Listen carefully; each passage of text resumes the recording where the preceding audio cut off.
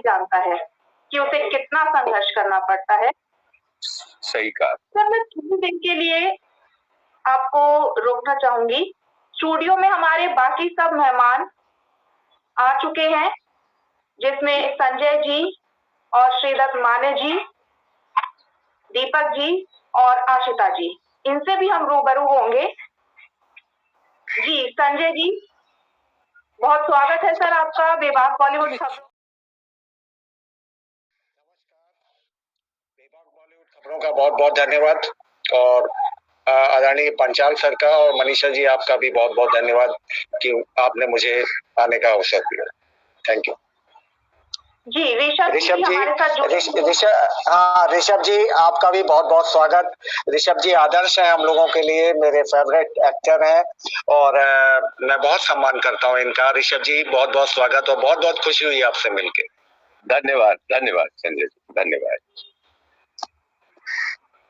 संजय जी आपसे सवालों का सिलसिला हम शुरू करते हैं, लेकिन ऋषभ जी, जैसे अभी संजय जी ने कहा कि ऋषभ जी मेरे बहुत फेवरेट एक्टर हैं, हम सबके हैं, लेकिन हम ऋषभ जी से जानना चाहेंगे कि ऋषभ जी के फेवरेट एक्टर और फेवरेट एक्ट्रेस कौन है?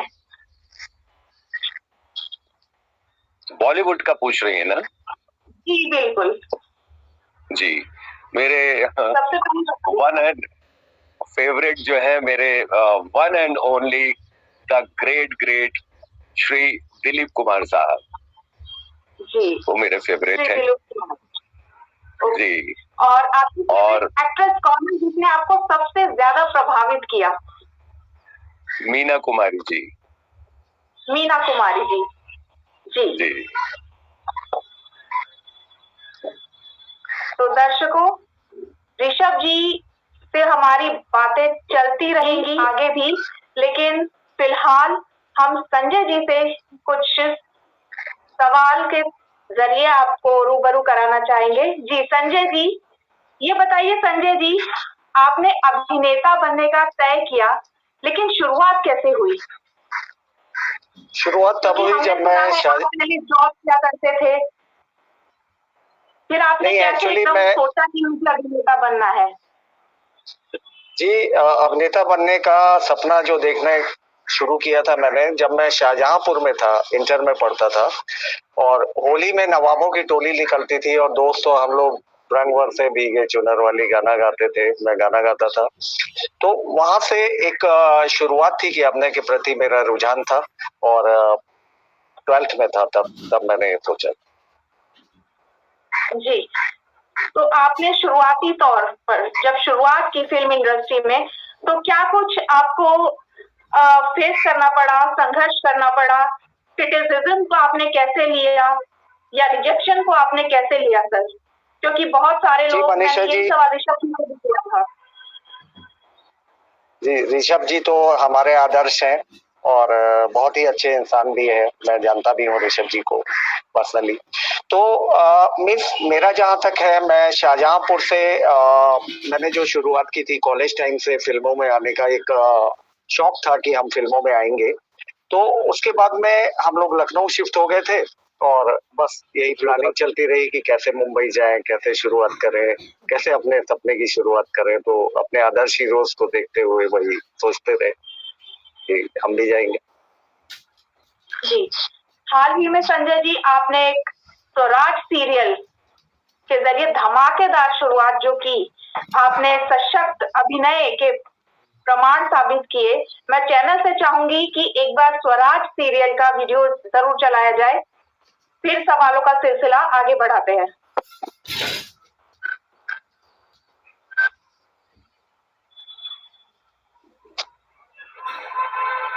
जी, तो संजय जी, जब आपने स्वराज सीरियल में काम करने का निर्णय लिया, तो उसमें ब्रिगेडियर निकलसन के किरदार के लिए आपने क्या कुछ तैयारियां की, क्योंकि वो एक हिंदुस्तानी किरदार तो बिल्कुल भी नहीं है?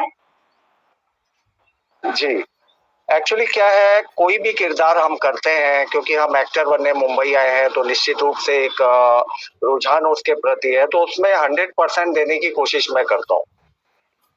सब कुछ जानने की। रात में मैंने हॉर्स राइडिंग भी की है उसमें, तो रात में 2-2 बजे तक मैं देखता था, क्योंकि अचानक घोड़े के ऊपर चढ़ना, तो वह कैसे चढ़ते हैं, कैसे उतरते हैं। तो अपना जो भी किरदार है उसकी स्टडी करना पहले बेहद इम्पोर्टेंट है कि क्या रोल है वो, और वही मैं करता हूँ, उसको अच्छे से पढ़ता हूँ, देखता हूँ, पूरी तरह डूब जाता हूँ, क्योंकि हमारा ये पार्ट टाइम काम नहीं है, ये सपना है जिसको लेकर हम मुंबई आए हैं, तो हमें उसको 100% देना चाहिए। तो इसी तरह मैंने मतलब अपने इस किरदार की तैयारी की, और दूसरे किरदार की तैयारी भी मैं इसी तरह ही करता हूँ। जो भी हो मैं 100% देने की कोशिश करता हूँ। जी बिल्कुल। तो एक बार ऋषभ जी के पास वापस चलते हैं। ऋषभ जी, सुन पा रहे हैं हमें? हाँ जी, बिल्कुल जी। ऋषभ जी, जैसे एक फिल्म इंडस्ट्री है, यहाँ पर बहुत सारे आपको अच्छे लोग भी मिलते हैं, लेकिन बहुत सारे आपको बुरे लोग भी मिलते हैं। ये हम इसलिए कह सकते हैं क्योंकि हमारे चैनल का नाम ही बेबाक बॉलीवुड है, तो यहाँ बेबाकी से बोला जाता है। आपको क्या कभी कोई फिल्म इंडस्ट्री में ऐसा इंसान मिला जो बहुत अच्छा है, लेकिन कोई इंसान ऐसा भी जरूर मिला होगा कि जो बहुत बुरा होगा, या आपको लगा होगा कि अरे इसने तो बिल्कुल जो है, जैसे कहते हैं कि धोखा दे दिया। क्या कभी आपको ऐसा कुछ सामना करना पड़ा इस चीज का? जी, बिल्कुल करना पड़ा, और मेरा ख्याल है कि सभी को करना पड़ता है जिंदगी में कभी न कभी। और ठीक है मैम, ये जिंदगी है, अच्छे बुरे लोग सारी दुनिया में है, हर जगह है, हर फील्ड में है। तो ये कहना उचित नहीं होगा कि हमारे बॉलीवुड में ही ऐसा नहीं है, सब जगह है। और सबका सामना, सबको फेस करते हुए आप आगे बढ़ते हैं, तो आपका भी अनुभव बढ़ता है। तो कुल मिला के ठीक है, it's a part of game. जी बिल्कुल। फिर भी आपने बहुत सकारात्मकता से बहुत लंबा सफर तय किया है, जिसके लिए आप बधाई के पात्र हैं ऋषभ जी। तो मैं जनता से कहना चाहूंगी, हमारे ऋषभ जी को शूटिंग पे जाना है। उन्होंने हमारे बहुत रिक्वेस्ट पर हमारे लिए समय निकाला, जिसके लिए हम आपके बहुत आभारी हैं ऋषभ जी। और हम आशा करेंगे कि भविष्य में भी आपसे रूबरू होने का हमें जरूर जरूर मौका मिलेगा। जी जरूर, मैं भी आप लोगों का धन्यवाद करता हूँ कि आप लोगों ने मुझे याद किया, बुलाया। और इस नए वर्ष में सन 2024 में आप सभी लोगों को, और आपके इस चैनल और चैनल के साथ जुड़े सब लोग, हमारे तमाम सारी दुनिया के दर्शक, सब प्रियजन, सबको मेरा बहुत बहुत प्यार और बधाइयाँ और शुभेच्छाएं कि ये वर्ष आप सबके लिए बहुत शुभ हो, मंगलमय हो। बहुत बहुत धन्यवाद। शुक्रिया सर। हम भी ये चाहेंगे कि ये वर्ष आपके लिए बहुत शुभ रहे, और हम आने वाले प्रोजेक्ट में भी आपको देखें। जी संजय जी। जी, हमारी बात चल रही थी स्वराज को लेकर। फिर आपने फिल्म्स में भी काम किया है, जिसमें कुछ फिल्म्स के नाम मैं जरूर लेना चाहूंगी, जैसे मोहनजोदाड़ो जी, और फिर इसके अलावा आपने टीवी सीरियल्स किए, जैसे अभी हाल ही में हमने अभी बात की स्वराज की।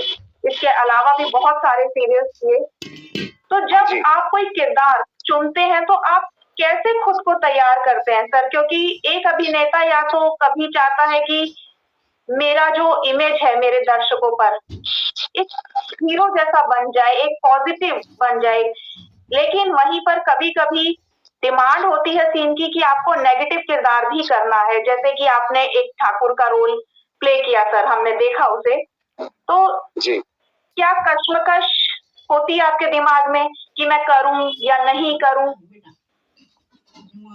मनीषा जी, कश्मकश की बात नहीं है। हमें जो काम मिलता है उसको हमें पूरी ईमानदारी के साथ में निभाना चाहिए। तो मेरी भी यही कोशिश होती है कि जो स्क्रिप्ट और या जो किरदार मिला है उसमें डूब जाऊं, उसके पीछे पूरी तरह से मेहनत करना, दिल लगा के काम करना और अपने को अच्छे से प्रेजेंट करना, यही कोशिश होती है कि हम पूरा जी जान लगा दें और उसे अच्छे से करें।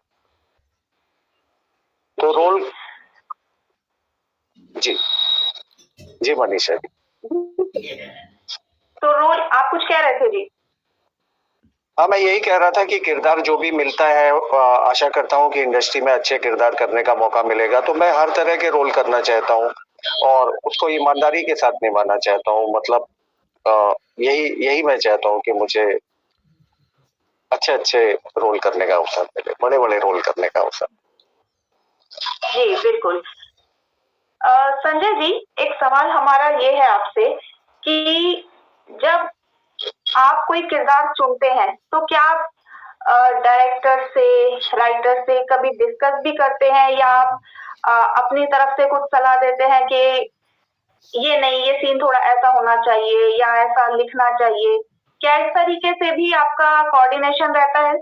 या फिर सिर्फ जो डायरेक्टर कहते हैं या जो स्क्रिप्ट की डिमांड है, आप उसी तरीके से करते चले जाते हैं? देखिए, कोई किरदार हम करते हैं तो हमें जो वहाँ के हेड है या डायरेक्टर सर है, वो बताते हैं कि इस तरह से करना है। तो हमारी कोशिश यही रहती है कि डायरेक्टर सर जिस तरह से चाहते हैं उस बात को उसी तरह से पेश करें। तो मेरी कोशिश उनकी आज्ञा मानने की होती है अपनी तरफ से। परफॉर्मेंस वाइज मैं बेस्ट देना चाहता हूँ तो खुल के ही काम करता हूँ। तो मैं एक उनके भरोसे के साथ में ही काम करना पसंद करता हूँ कि हमारे डायरेक्टर खुश रहें और मैं भी अपनी तरफ से 100% उसको देता हूँ, क्योंकि उन्हें पता है कि उस चीज को किस तरह से पेश करना है। तो मैं उनकी बात मानता हूँ, डायरेक्टर्स की बात मानता हूँ या मैं उसके अकॉर्डिंग ही काम करता हूँ। जी, जी, बिल्कुल, बिल्कुल। संजय जी, मैं आपको 1 सेकंड के लिए रोकना चाहूँगी। हमारे साथ आशिका जी भी जुड़ चुकी हैं। जी। तो आशिका जी का बहुत स्वागत है। यस यस, हेलो आशिका जी, आप कैसे हैं? बहुत स्वागत है आपका बेबाक बॉलीवुड में। Thank you. आप लोग सब कैसे हो? बस अच्छे हैं आशिका जी, बहुत अच्छे, बहुत स्वागत। चलो, अच्छी बात है। और आप सबका नया साल और अभी पूरा साल बहुत अच्छा जाए। बस आपको भी नए साल की शुभकामनाएं और पूरे देश को, हमारे बेबाक बॉलीवुड खबरें के सभी दर्शकों को नव वर्ष की बहुत शुभकामनाएं, मुबारकबाद। जी, आशिका जी, फिल्म इंडस्ट्री में आपका सफर शुरू हुआ है, तो जी आपसे कुछ सवाल जवाब हम ये करना चाहते हैं कि आपसे पहला सवाल ही ये है कि आप भी जानती हैं, एक्ट्रेस के लिए बेहद कठिनाई का सफर है सिनेमा जगत, ये सभी जानते हैं। संजय जी, मैं सही कह रही हूँ? संजय जी सुन पा रहे हैं? हाँ जी, सुन रहा हूँ, बोलिए। जी, मैंने पूछा है कि जैसे आशिता जी की शुरुआत हुई है सिनेमा जगत में, लेकिन सभी जानते हैं कि बतौर एक्ट्रेस कितना कठिन सफर तय करना पड़ता है सिनेमा जगत में। तो आशिता जी, आपने जब तय किया मुझे सिनेमा जगत में जाना है, मुझे हीरोइन बनना है, तो आपने किन मुश्किलों का सामना किया? जरूर किया ही होगा। कुछ शेयर कीजिए अपने अच्छे बुरे खट्टे मीठे अनुभव हमारी जनता के साथ। बिल्कुल। मैंने तो मतलब मेरी तो जो लाइफ में ये जो सफर था वो कैसे यू टर्न लिया आप सोच भी नहीं सकते थे। मतलब जैसे कोविड की वजह से मेरी लाइफ चेंज हो गई, जो मैं आ गई। एक्चुअली मैंने MBA किया है, ग्रेजुएशन। तो मैं इंदौर सिटी में एक कंपनी में MBA HR मैनेजर थी। मुझे बचपन से ही एक्टिंग का शौक था, बहुत ज्यादा। तो मैं अपनी छत पे टीवी सीरियल्स देखने के बाद मैं अपनी छत पे जाके अकेले में वो एक्टिंग करती थी। मतलब मैं ना वैसे फील करती थी कि लाइक मैं हूँ सीरियल की एक्टर, और मैं अकेले में छत पे जोर जोर से चिल्ला के वैसे एक्टिंग करती थी, चिल्लाती थी, ऐसा करती थी। बट मैंने कभी नहीं सोचा था कि मैं इस फील्ड में सच में पहुंच भी पाऊंगी। तो मेरी जॉब लग गई, फिर तो कोई सवाल ही नहीं होता कि मैं यहाँ पहुंचूंगी। बट सडनली जो कोविड लगा था, तो उस बीच मुझे अपनी जॉब को छोड़ना पड़ा था। बिकॉज ऑफ कोविड हम नहीं कर सकते थे। फिर उसके बाद एक्चुअली मैं कोरियोग्राफर भी हूँ, मैं कोरियोग्राफी करती हूँ काफी। तो उसके दौरान बस उस सिलसिले से मुझे यहाँ मुंबई आना हुआ, और उसके दौरान मुझे ये चांस मिल गया। मैंने फर्स्ट डे, आप बिलीव नहीं करोगे, मैंने फर्स्ट टाइम मुंबई में एक आनंद नगर में एक ऑडिशन दिया था। मैंने फर्स्ट डे ऑडिशन दिया मुंबई में, और फर्स्ट टाइम में मैं लॉक हो गई थी G5 की वेब सीरीज के लिए, जो रूहू है, जो आने वाली है। जी जी आशिता जी, तो बहुत मुश्किल था, मतलब एक अच्छी जॉब पोजीशन को छोड़ के और ये सब। जी लेकिन जैसे हमारे संजय जी हैं, तो संजय जी बतौर एक कहेंगे कि एक लड़का या एक पुरुष के तौर पर इतना पारिवारिक विरोध का सामना शायद ही करना पड़ता हो जितना फिल्म इंडस्ट्री में आने के लिए लड़कियों को करना पड़ता है। तो आपको भी करना पड़ता है या सपोर्ट आपको मिला? जी जी बिल्कुल, क्योंकि फिल्म इंडस्ट्री में आना एक अलग तरह की बात है। बाकी चीजें तो ये है कि आप परमानेंट जॉब कर रहे हैं, लाइफ सिक्योर होती है। तो फिल्मों के नाम से सुन के, चाहे लड़का हो या लड़की हो, उनके पेरेंट्स यही सोचते हैं कि ये एक अनसर्टेन लाइन है, वहां जाओगे तो वहां मुकाम बना पाओगे या नहीं बना पाओगे।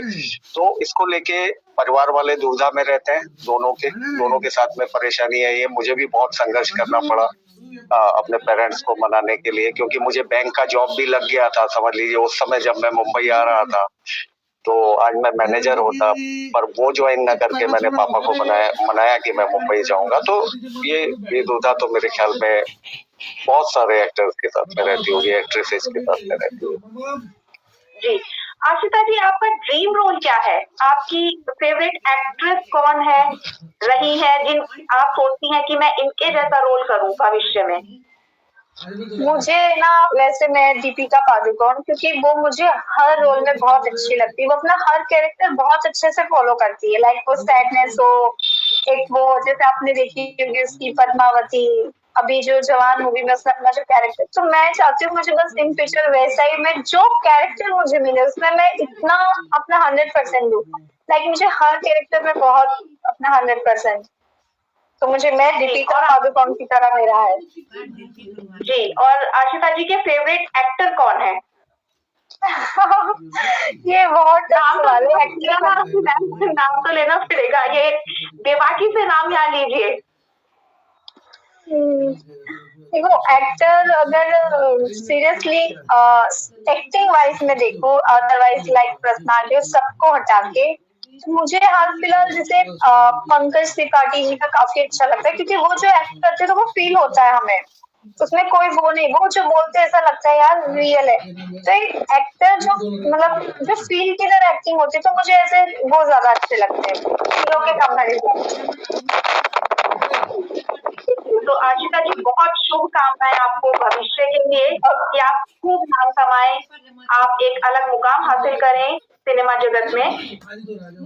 जी, तो ये थे हमारे सिनेमा जगत से जुड़े कुछ कलाकार जिनसे हमने आपको रूबरू कराया है। साथ ही आशिता जी, एक चलते चलते एक सवाल मन में आ रहा है कि आपकी भविष्य को लेकर क्या योजनाएं हैं? आप अभी सिंगल है या आप जल्द ही किसी के साथ शादी के बंधन में बंधने जा रही है? ये सवाल सबसे पूछा जाता है, हम भी जानना चाहेंगे। जी तो ठीक है, मैं बता ही देती हूँ आपको। बस बहुत जल्दी किसी के साथ शादी के बंधन में मैं बंधने वाली हूँ, शायद 2024 में। जी, बहुत शुभकामनाएं आपको, और आप फिर भी सिनेमा जगत में भी खूब नाम कमाए, खूब आपकी पहचान बने। हमारी शुभकामनाएं आपके साथ है, और बहुत अच्छा लगा आपसे बात करके Ashita ji. Thank you so much. Thank you so much give me this opportunity specially for you. जी शुक्रिया। मैं चैनल से चाहूंगी एक बार आशिता जी के वीडियो क्लिप जरूर चलाए जाएं, जिनमें आशिता जी ने एक बहुत ही सुंदर एल्बम में काम किया है। तो चैनल से मेरा रिक्वेस्ट है, प्लीज दिखाया जाए वो वीडियो।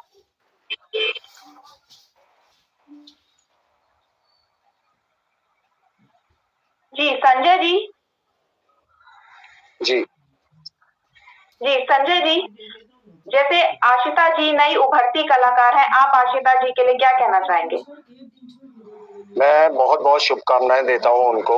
उनका काम मैंने देखा है, और इश्कदारी एल्बम उनका सुपरहिट हो गया है। तो मेरी बहुत बहुत शुभकामनाएं हैं उनके लिए। कि आशिता जी भविष्य में अच्छा करें, अच्छा काम कर रही हैं, सुपर स्टार बने, सुपर एक्ट्रेस बने। बहुत बहुत शुभकामनाएं उनको, सुंदर भविष्य। Thank you. जी बिल्कुल। तो आशिता जी से मिलके हमें बहुत अच्छा लगा, इन्होंने हमारे लिए समय निकाला, क्योंकि यूजुअली मुझे भी बहुत अच्छा लगा है। जी या एग्जैक्टली। तो स्क्रीन पर आप देख पा रहे हैं आशिता जी ने बड़ी ही धमाकेदार और रोचक शुरुआत की है सिनेमा जगत में। हम आशा करेंगे कि वो भविष्य में भी सफलता के झंडे गाड़ती ही चली जाएं।